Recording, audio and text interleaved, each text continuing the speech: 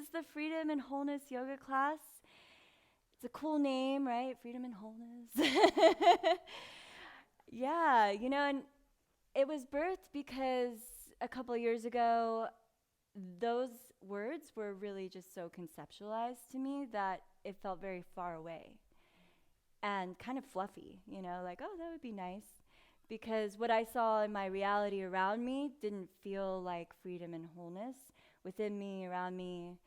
And over the years, I've been cultivating different practices, and as I've combined them together, I've been able, I'm your humble guide today. By no way do I feel like I've reached ultimate moksha and all that stuff, but through these practices, I feel more integrated into moments of embodiment of that. And so I'm so excited to share that with you today. And this is going to be a blend of Qigong, asana, breath work, and then seated meditation. So we're going to be cultivating Qi, harnessing Qi, and then bringing that inside to acknowledge and awaken. How's that sound? Cool. Since this is the first time for everyone, do you guys mind if I go over some of the theory behind it? Okay. So I'm basing the framing of this from Chinese medical five-element theory, and so this work is seasonal.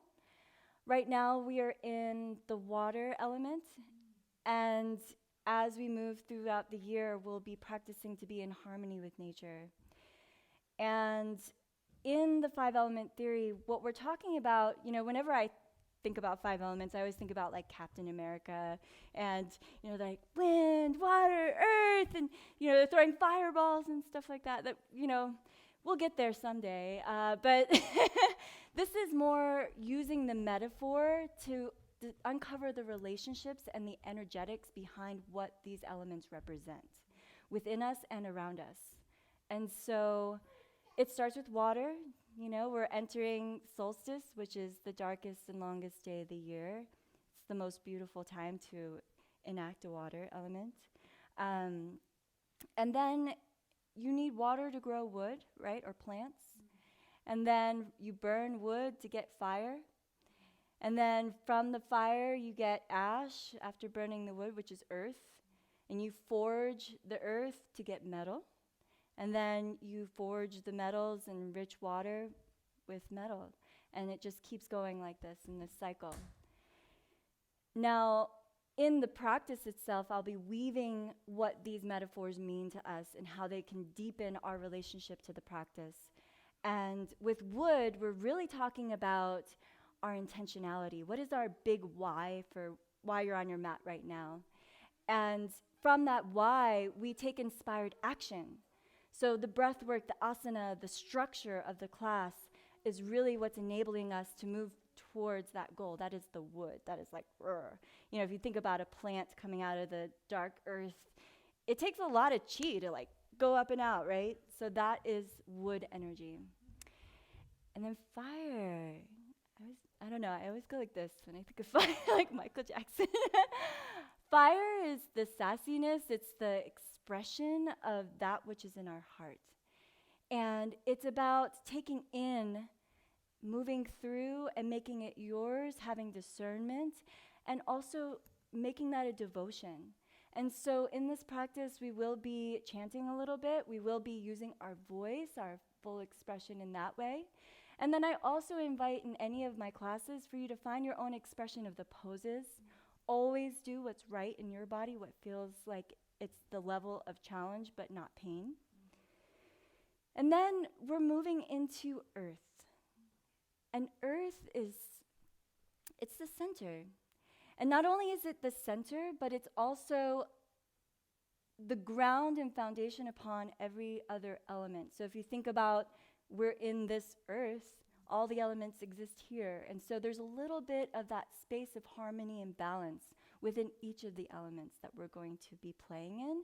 And that's part of the stillness and groundedness of making that yours. So that's earth. And then we get to metal, which is one of my favorites. Metal is about mastery.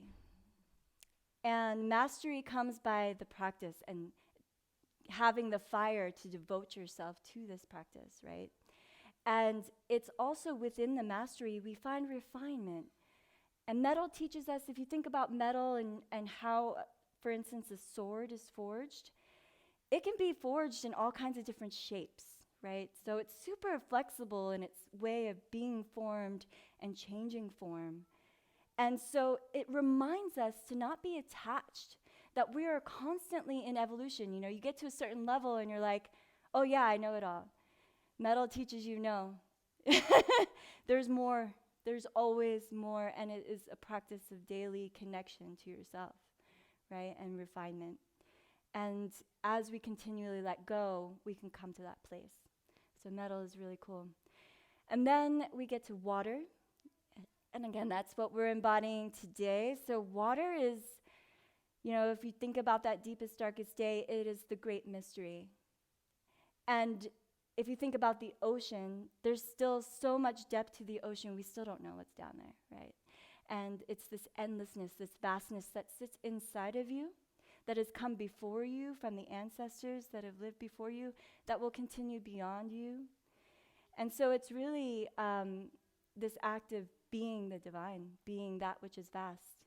And also knowing that we are well-resourced at any time because we are so vast. Trusting in the mystery allows us to know that we actually do have everything we need to meet whatever challenges ahead, even if we're scared, right? And so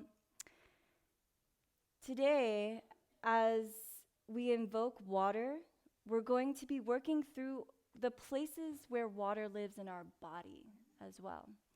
And that's mostly the back body. It's the whole back. And who here has ever had back pain or tension, right?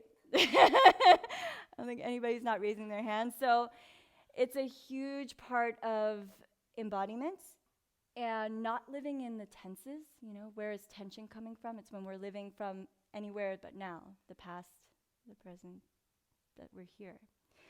So we'll be working into that, also the psoas and our bones, activating bone energy and allowing our breath to move us into those places.